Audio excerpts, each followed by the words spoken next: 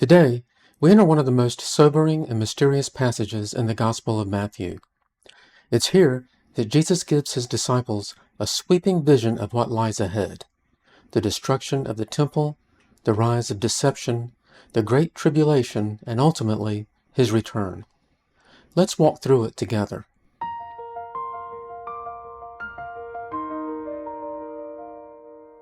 Good morning, I'm David, and welcome to The Late Disciple.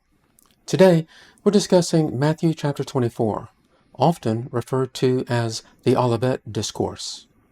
This chapter has inspired centuries of debate and speculation, but it's also filled with practical warnings and encouragement for all believers. The chapter begins as Jesus leaves the temple. He's just finished his scathing denunciation of the scribes and the Pharisees, declaring judgment on the temple leadership. His disciples, perhaps trying to lighten the mood, point out the magnificence of the temple buildings. And magnificent they were. We've briefly discussed that the temple was tremendous in its size and scope, and also that it was meant as a sign of God's connection to Israel, so you'd naturally think that it was nicely appointed. That would be an understatement. Herod's temple was one of the wonders of the ancient world, constructed from massive stones, some measuring 40 feet in length, weighing hundreds of tons, and cut and fit so precisely they needed no mortar. The interior was populated with buildings clad with gleaming white marble. Gold adornment was pervasive. The east-facing wall was covered with gold plates that reflected the rising sun so brilliantly that they could be seen for miles. The view from outside was literally dazzling. But Jesus is not moved by this. He replies with chilling words. "Truly, I say to you, there will not be left here one stone upon another that will not be thrown down." And history tells us this prophecy was fulfilled very literally. When the Romans destroyed Jerusalem in AD 70, the temple was burned, its stones pried apart for melted gold, and the rubble dragged into the nearby Kidron Valley. The historian Josephus records that the destruction was so complete that later travelers could hardly believe a city had ever stood there. The disciples must have been stunned. For them, the temple wasn't just a building, it was the center of God's presence with his people. Ironically, Jesus and the disciples are walking through the Kidron Valley when they at last come to Mount Olive and sit to talk. They sit there looking out on the commanding view of the temple and the city below. They've just been told that the view before them will be laid waste. This thought alone must have been difficult to comprehend. But they have the presence of mind to ask Jesus, "When will this happen? And what will be the sign of your coming and the end of the age?" 3 questions, each weighty, and together they set the stage for Jesus' answer, which unfolds in layers, covering immediate events, distant tribulation, and the ultimate end. Jesus' first words are a warning.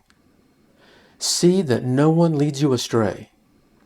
The disciples are eager, and they don't comprehend the potential time frame of these coming events. They think this is something that will happen in their lifetime.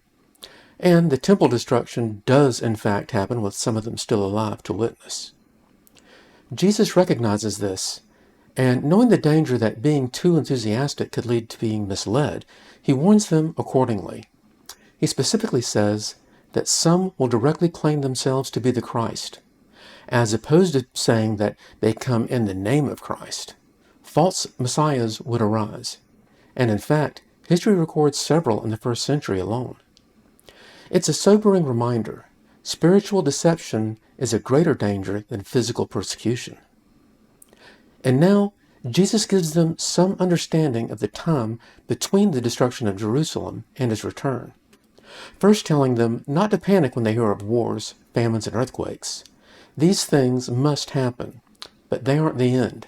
They're birth pains, the beginning of something bigger.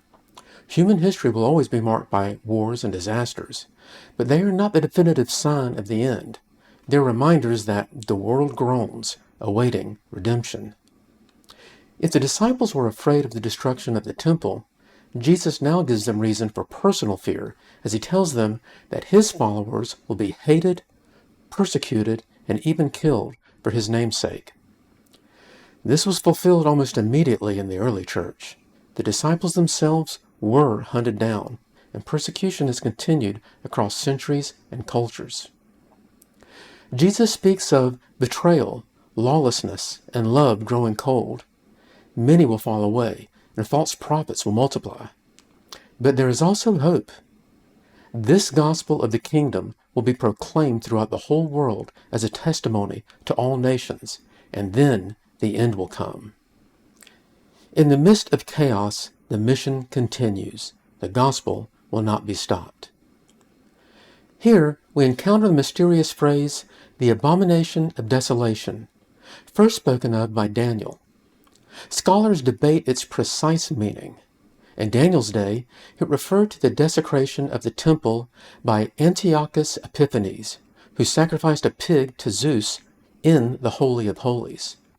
But Jesus points forward to another future desecration, an event so catastrophic that those in Judea must flee immediately when it happens.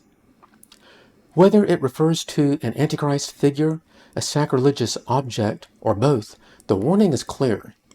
This event will spark the beginning of a calamity so severe that unless God intervened to shorten the days, no one would survive. Again, Jesus warns, don't be fooled by false messiahs performing signs and wonders. His coming will not be hidden or secret. It will be like lightning across the sky. Then he describes cosmic signs. The sun darkened, the moon failing to give light, stars falling, heavenly bodies shaken.